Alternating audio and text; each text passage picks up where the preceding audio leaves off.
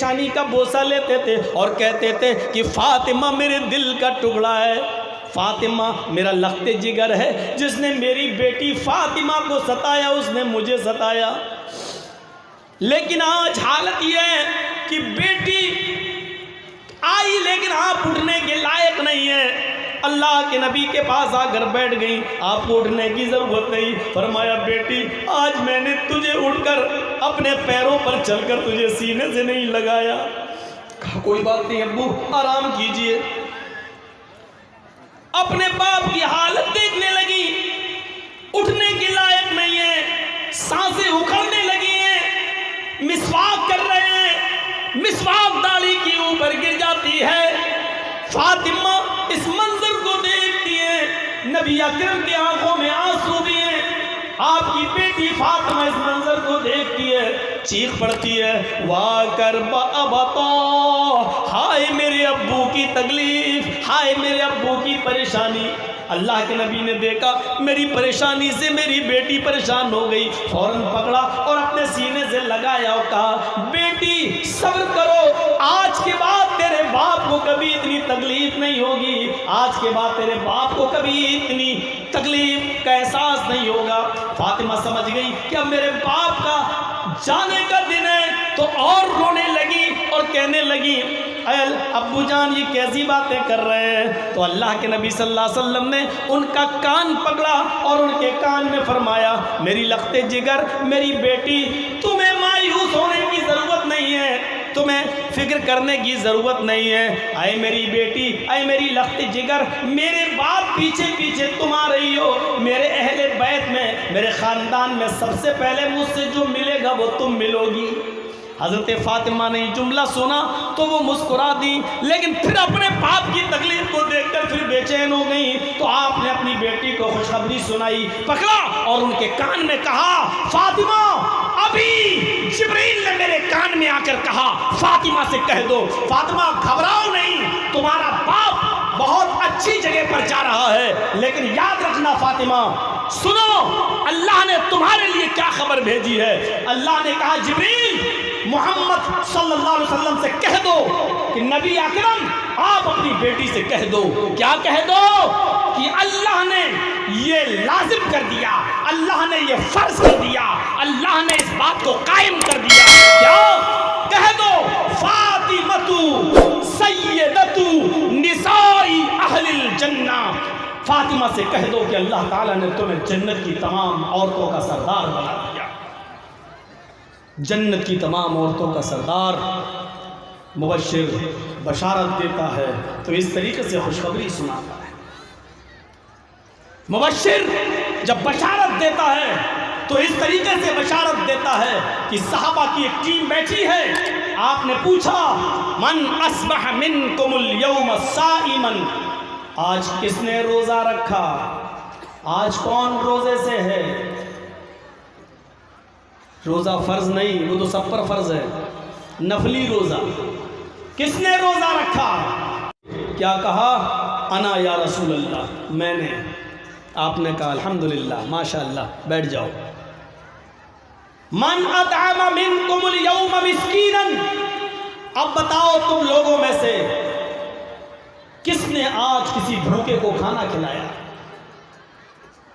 کوئی نہیں اٹھا، ابو بکر ہی اٹھے، دوبارہ بھی ابو بکر اٹھے، انا یا رسول اللہ، میں نے، اے اللہ کے رسول۔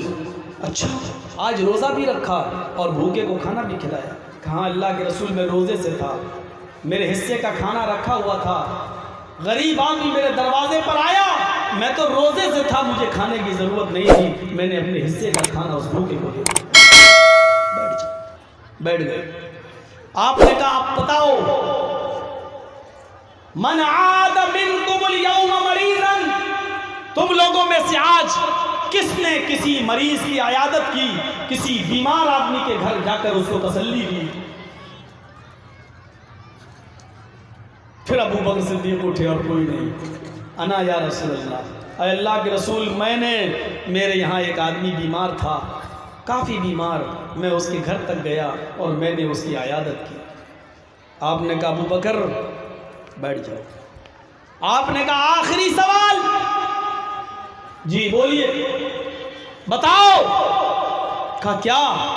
پوچھئے، من تبع منکم الیوم جنازۃ، آج تم لوگوں میں سے کون کسی میت کے ساتھ ساتھ قبرستان تک گیا، اس کی مٹی تک شامل رہا، اس کو قبر میں مٹی دینے تک شامل رہا؟ کون گیا؟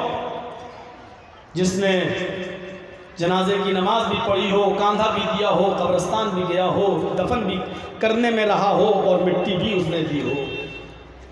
پھر ابو بکر صدیق ہی اٹھے، کہا اللہ کے رسول یہ کام بھی ہم نے کیا، میرے یہاں ایک میت ہو گئی تھی، میں نے ہی اس کو غسل دیا، میں نے اس کو کفن پہنایا، میں نے ہی اس کی جنازے کی نماز پڑھائی، میں نے ہی اس کو قبر میں اتارا اور میں نے مٹی بھی دی۔ اللہ کے رسول نے کہا ابو بکر یہ چاروں کام آج تم نے کیے؟ کہاں؟ بیٹھ جاؤ۔ ابو بکر بیٹھ گئے۔ اللہ کے رسول اب کھڑے ہو گئے اور کھڑے ہو کر فرمایا جس آدمی کے اندر یہ چار چیزیں داخل ہو جائیں، جو آدمی یہ چار صفتیں جس کے اندر پائی جائیں، جو نفلی روزے رکھتا ہو، کئی نفلی روزے ہفتے میں 2 دن رکھے جاتے ہیں، جمعرات کے دن جس کو گروار بولتے ہیں آپ لوگ، اور سوموار کے دن، آپ یہ اہتمام کریں تو اچھا ہے۔ نفلی روزہ جمعے کے دن نہیں رکھا جاتا ہے۔ آپ یہ سوچیں کہ جمعے کے دن کا ہم نفلی روزہ رکھ لیں تو جمعے کے دن کا نفلی روزہ نہیں رکھنا چاہیے۔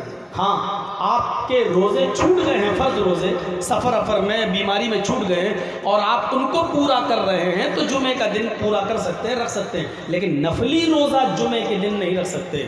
نفلی روزہ جمعرات یعنی گروار کو اور منڈے یعنی پیر کو، سوموار کو آپ 2 نفلی روزے رکھیں۔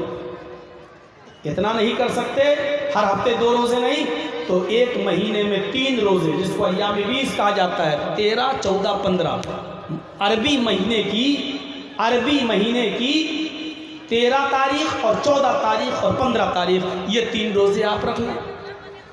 تو جو نفلی روزہ رکھتا ہو، جو کھانا کھلاتا ہو فقیر کو، غریب کو، جو مریض کی عیادت بھی کرتا ہو، جو مریض کی عیادت کرتا ہو اور جو جنازے کے پیچھے پیچھے قبرستان تک جاتا ہو اور مٹی دینے تک شامل رہتا ہو، اللہ کے رسول صلی اللہ علیہ وسلم فرماتے ہیں اس کو جنت میں جانے سے کوئی چیز نہیں روک رہی ہے سوائے موت کے۔